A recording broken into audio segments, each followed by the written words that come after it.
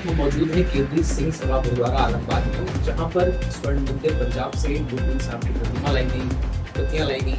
और इस वक्त हमारे साथ बात करने के लिए श्रीमान निर्मल सिंह जी हैं, जो इस गुरुद्वारे की कमेटी के अध्यक्ष हैं। हम बात करेंगे कि क्या प्रयोजन है और क्या योजनाएं हैं जिसको लेकर वो पत्तियां लाई गई हैं, जिससे धार्मिक प्रचार और प्रसार या अन्य जो भी प्रयोजन है उससे क्या पूर्ति होगी, हम उससे बात करेंगे। सर बहुत बहुत स्वागत है। आज का क्या प्रयोजन है और इसका थोड़ा सा हमें ब्रीफ करिए क्या थैंक यू। आज का प्रयोजन, आज हम उस ऊपर वाले की शुक्रगुजार हैं कि जो सेवाएं गुरुद्वारा आलमबाग में पिछले लगभग 10 से 15 सालों में चल रही हैं लगातार,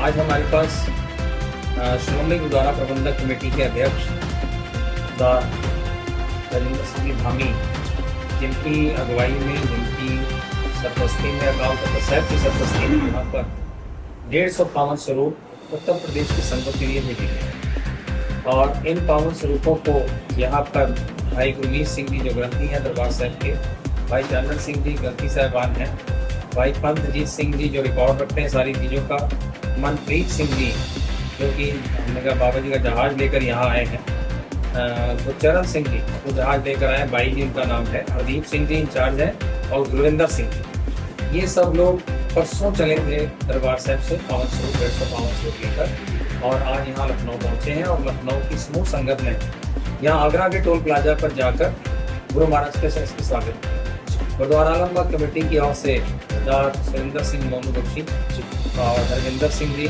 परविंदर सिंह जी, बाल सिंह जी, ये यहाँ से आगरा गए थे, और आगरा से वहाँ से अगुवाई करके स्टॉप कर दिया। इससे क्या धार्मिक प्रचार प्रसार या कुछ कोई नया प्रयोजन जोड़ता है, इससे क्या कारण है और क्या प्रयोजन नया है यहाँ पर लाने का है? उसमें कोई नया प्रयोजन नहीं है। पहले भी, आज से कुछ साल पहले भी हम लोगों ने जो है हम लगाए थे। तो वो हर गुरुद्वारे का एक ड्यूटी होती है, जो हर गुरुद्वारा अलग अलग शहर सभाएं, इनकी सेवाओं की ड्यूटी होती है। ड्यूटी में ये आता है, मान लीजिए अब पावन स्वरूप जो है लोगों के घरों में भी लोग प्रकाश करते थे, लोगों के घर में जब प्रकाश करने के लिए मान लीजिए किसी ने अपना नया मकान बनाया या कुछ किया, तो उसने अपने घर में गुरु साहब का रूम बनाया, तब उनको बाबा जी का पावन स्वरूप चाहिए। तो पावन स्वरूप गुरु महाराज का किसी को भी देने का एक सिस्टम है श्रोमणी गुरुद्वारा प्रबंधक कमेटी का। तो उस सिस्टम के अधीन यहाँ पर श्रोमणी गुरुद्वारा प्रबंधक कमेटी का ऑफिस जो है गुरुद्वारा आलमबाग है, उस सिस्टम के अधीन हम लोग यहाँ पर पूरी प्रक्रिया करके उनको बाबा जी का पावन स्वरूप देते हैं, क्योंकि हमारे गुरु हैं और हमको गुरु की सेवा करना मतलब उसकी वाणी को पढ़ना। तो जब हम लोग स्वरूप देंगे तो वो दर्शन करेंगे। इसी तरीके से जैसे शहरों का विस्तार हो, अलग अलग शहर जैसे मान लीजिए गोंडा है, बस्ती है, सुल्तानपुर है, लखनऊ है, जितना विस्तार हो गया। जैसे जैसे इलाके बढ़ते जाते हैं तो इलाके बढ़ने में शहर की जनसंख्या बढ़ती है, जनसंख्या के साथ गुरुद्वारों की संख्या बढ़ी कि अलग अलग एरिया में गुरुद्वारे चाहिए। जब नया गुरुद्वारा बनेगा तो उसको पावन स्वरूप की सेवा चाहिए, तो वहाँ तक हम लोग इन चीज़ों को पहुँचा सकें, इसलिए हम लोग ये वहाँ से एक साथ अपनी गिनती में बनाते हैं।